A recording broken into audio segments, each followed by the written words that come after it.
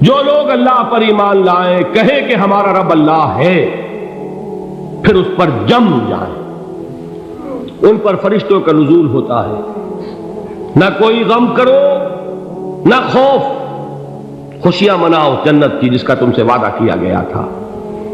اللہ کی ربوبیت پر اطمینان جب انسان کو ہو جاتا، میرا رب اللہ ہے، ربی اللہ، انسان کے لیے نہ کوئی کھٹکا، نہ کوئی خطرہ، نہ کوئی خوف، نہ کوئی حزن۔ جو کچھ ہو رہا ہے کس کے اذن سے ہو رہا ہے؟ اللہ کے اذن سے۔ اللہ کے اذن کے بغیر پتہ تک نہیں ہلتا۔ یہ کوئی اندھا بہرا مادہ نہیں ہے جس سے مجھے کوئی خوف ہو۔ اندھا بھینسا چلا آ رہا ہو اس سے تو ڈرنے کا ہر انسان کو ڈرنا چاہیے، نہ معلوم کس کو ٹکر مار دے۔ لیکن نہیں، اس کائنات کو چلانے والا ایک سمیع و بصیر خدا ہے۔ وہ جو میرا دوست ہے، میرا ولی ہے۔ اللہ ولی الذین آمنوا یخرجہم من الظلمات الی النور۔ اللہ اہل ایمان کا ولی ہے، ساتھی ہے، پشت پناہ ہے، مددگار ہے، حمایتی ہے۔ بتائیے جسے یقین ہو جائے کہ اللہ میرا مددگار، اللہ میرا محافظ، اللہ میرا پشت پناہ، اللہ میرا حمایتی، اس کے لیے کوئی خوف ہوگا؟ اس سے کوئی ڈر ہوگا؟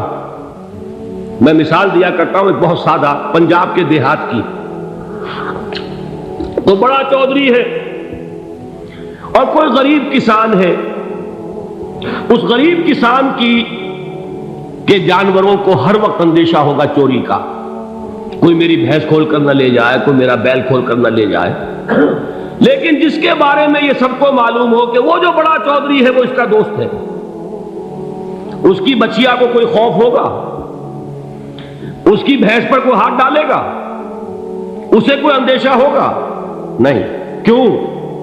کہ وہ بڑا چودھری، بڑا اس کا یہاں کا سردار، جاگیردار، سب کو معلوم ہے وہ میرا دوست ہے، کوئی میرے خلاف اقدام نہیں کر سکتا۔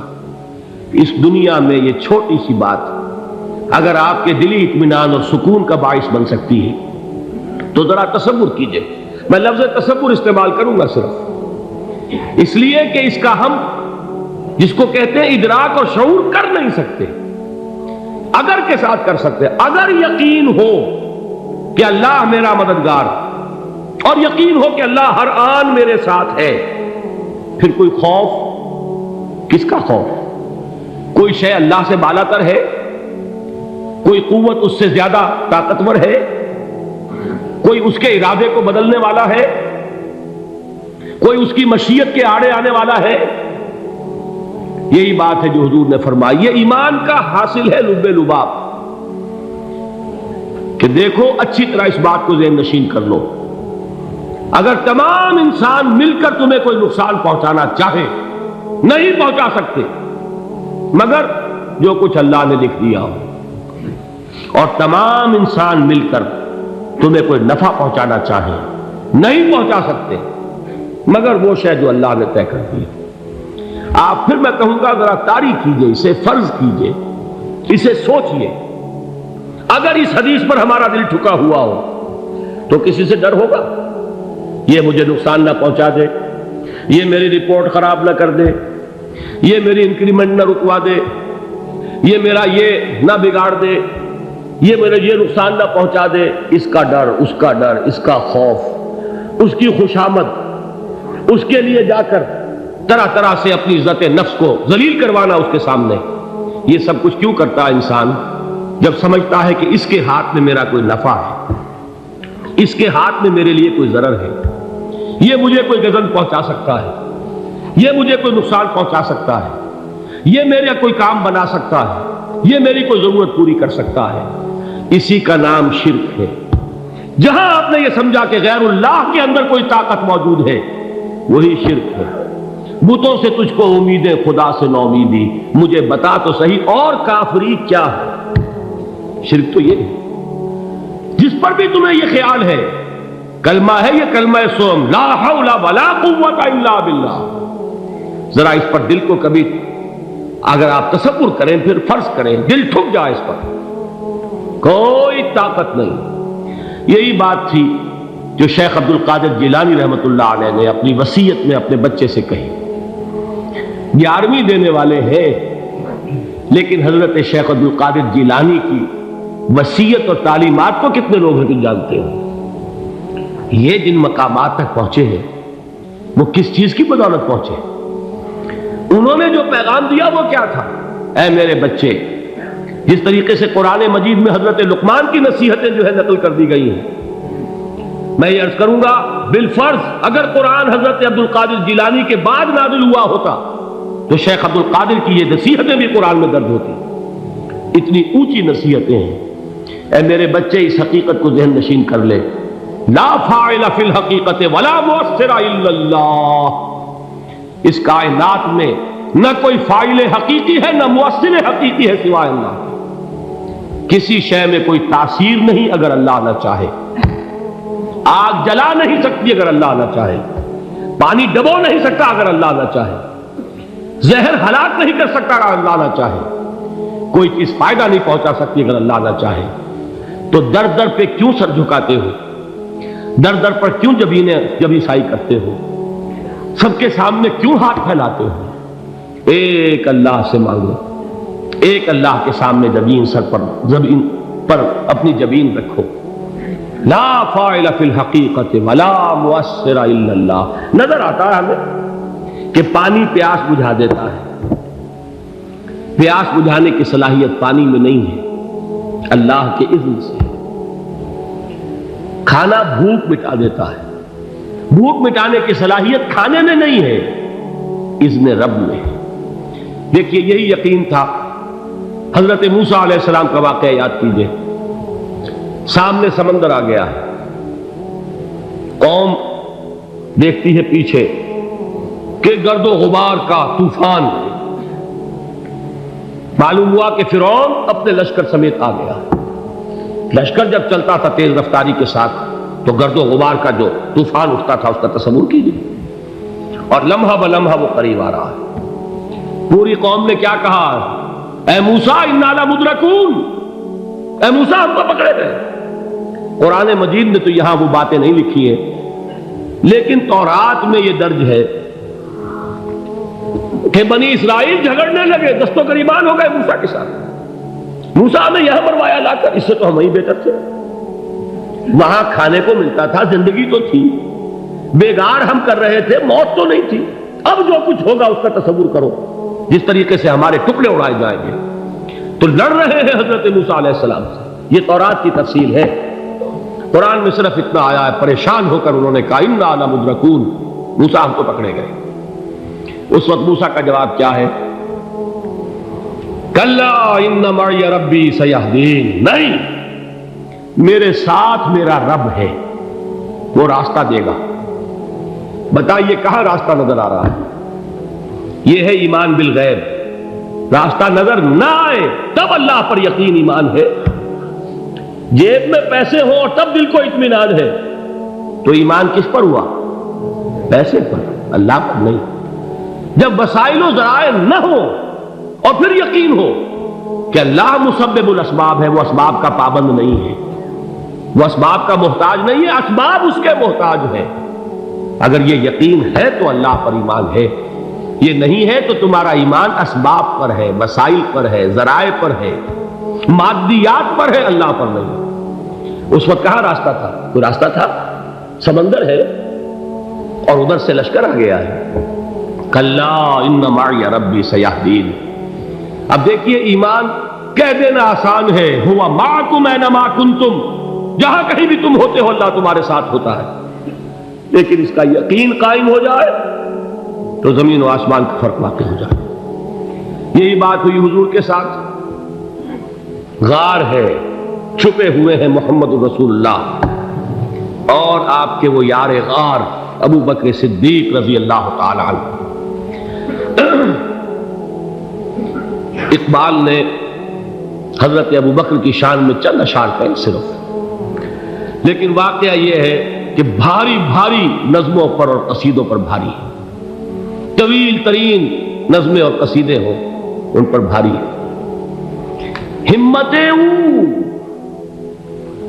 ابو بکر کی ہمت جو ہے کشت ملت را چو ابر، جیسے بارش سے کھیتی اپجتی ہے، ابو بکر کی ہمت اور عزیمت اس امت کو اسی طرح سینچنے والی ہے۔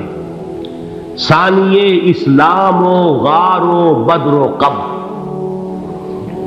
وہ دوسرے تھے اسلام میں، دوسرے پہلے کون تھے؟ انا اول المومنین، حضور فرماتے سب سے پہلا ایمان لانے والا میں، دوسرے ابو بکر۔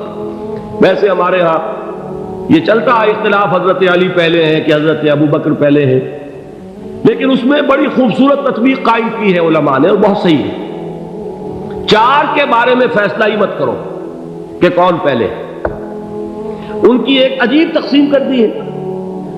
آزاد مردوں میں، بالغ مردوں میں سب سے پہلے ابو بکر، بچوں میں سب سے پہلے علی، خواتین میں سب سے پہلے خدیجہ، اور غلاموں میں سب سے پہلے زید بن حارثہ۔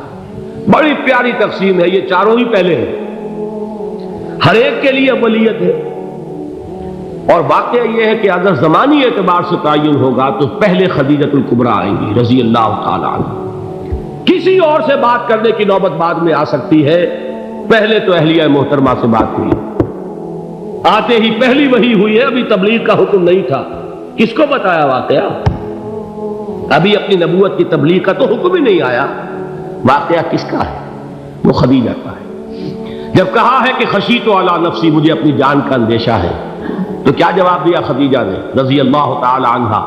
وہ صدیقۃ الکبریٰ ہے، صدیقات جو ہے خواتین ان میں چوٹی پر خدیجۃ الکبریٰ ہے رضی اللہ تعالی عنہا، اور صدیق جو مرد ہیں ان میں صدیق اکبر ہے ابو بکر صدیق رضی اللہ تعالی عنہ، لیکن صدیقات میں چوٹی پر۔ جب حضور نے فرمایا خشیت علی نفسی، کیا فرمایا، کیا عرض کیا، کیسے تسلی دی؟ نہیں نہیں، اللہ آپ کو ضائع نہیں کرے گا، آپ غریبوں کے ہمدرد ہیں، آپ مساکین کے تکالیف رفع کرنے والے ہیں، آپ بیواؤں کی سرپرستی کرتے ہیں، آپ مسافروں کی خدمت کرتے ہیں، اللہ آپ کو ضائع نہیں کرے گا۔ یہ یقین ہے اس خاتون کے اندر۔ خیر وہ ایک علیحدہ بات ہو جائے گی۔ میرے دل پر حضرت خدیجہ رضی اللہ تعالیٰ عنہ کی شخصیت کا بڑا گہرا نقش ہے، جو وہ کوئی اور ہی وقت اور موقع ہوا تو بیان ہوگا۔ بہرحال اقبال نے ایک مصرے میں جو چار اولیتیں جمع کر دی ہیں، ہمت او کشت امت را چو ابر، ثانی اسلام و غار و بدر و قبر۔ اسلام میں حضور کے بعد پہلے کون؟ ابو بکر۔ غار میں حضور کے ساتھ کون؟ ابو بکر۔ بدر کی رات اللہ کا رسول سر سجود، وہ جھاڑ، وہ گھاس پھوس کی جو جھوپڑی بنائی گئی تھی، اور وہاں تلوار ننگی لے کر پہرا دینے والا کون؟ ابو بکر۔ اور اس حجرہ عائشہ میں محمد کے بعد سب سے پہلے دفن ہونے والا کون؟ ابو بکر رضی اللہ تعالی عنہ صلی اللہ علیہ وسلم۔ وہ جو معاملہ میں سنا رہا تھا غار ثور کا، حضرت ابو بکر بھی حضور کے خیال سے لرز گئے ہیں۔ آپ کو یاد ہوگا کہ جا کر پہلے تمام جتنے سوراخ تھے انہیں بند کیا ہے، ایک سوراخ رہ گیا تھا جس کو بند کرنے کے لیے کوئی کپڑا نہیں تھا، وہاں اپنی ایڑی رکھی ہے، تب کہا ہے حضور سے تشریف لائیے، اور اپنے زانو پر حضور کو لٹایا ہے، اور وہاں کسی موذی جانور نے کاٹا ہے، حضور کی آنکھ لگ گئی تھی، اس وقت اس بل کے اندر جو بھی بچھو ہے کیا ہے واللہ عالم، اس نے کاٹا ہے، اس کی تکلیف کی وجہ سے ابو بکر کی آنکھوں سے آنسو ٹپک گئے، حضور کے چہرے مبارک پر پڑے ہیں، تو حضور جاگے ہیں، معاملہ کیا ہے؟ ایڑی نہیں ہٹائی وہاں سے، مبادا وہ جانور وہاں سے نکل کر محمد الرسول اللہ کو کوئی گزن پہنچا دے، ابو بکر کی ایڑی ہے، جس طرح چاہے کھا لے، ختم کر دے، جان نکل جائے تب کوئی آنچ آئے، محمد پر تو آئے، لیکن جیتے جی نہیں۔ وہ ہے ابو بکر۔ حضور کے خیال سے اس وقت حضور نے پھر اپنا لعاب دہن لگایا ہے، اور اس سے پھر آپ کی تکلیف ختم ہوئی۔ جیسے خیبر میں حضرت علی کی آنکھ دکھ رہی تھی، اس کو جو شفا حاصل ہوئی ہے وہ بھی حضور کے لعاب دہن سے ہوئی۔ تو بہرحال اس وقت انہوں نے کہا ہے کہ اے نبی یا رسول اللہ، اگر اس وقت ان میں سے کسی نے غیر ارادی طور پر بھی اپنے قدموں کی طرف جھانک لیا تو پکڑے جائیں گے۔ کیا جواب تھا اللہ کے رسول کا؟ لا تحزن ان اللہ معنا، اللہ ہمارے ساتھ ہے، کیوں گھبراتے ہو ابو بکر؟